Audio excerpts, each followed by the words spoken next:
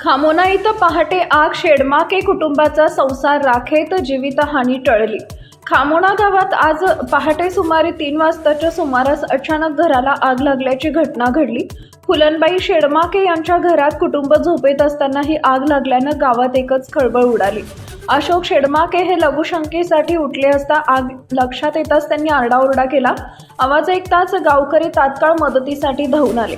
गावकऱ्यांनी पाणी व रेतीच्या सहाय्याने आग विझवण्याचे प्रयत्न केले। अनेक तासांच्या मेहनतीनंतर आग अखेर आटोक्यात आली। मात्र घरातील तोपर्यंत तांदूळ, गहू, भांडी, प्लास्टिक ड्रम, फाडी, अंथरूण पांघरूण, कपडे व इतर साहित्य पूर्णपणे जळून खाक झाले।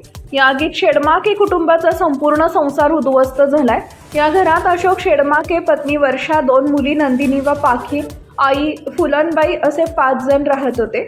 सुदैवाने या घटनेत कोणतीही जीवितहानी झाली नाही। पोलीस पाटील विजय पादे यांनी घटनेची माहिती तलाठी व तहसीलदारांना दिली असून पुढील पंचनामा तहसील कार्यालयाकडून करण्यात येणार आहे।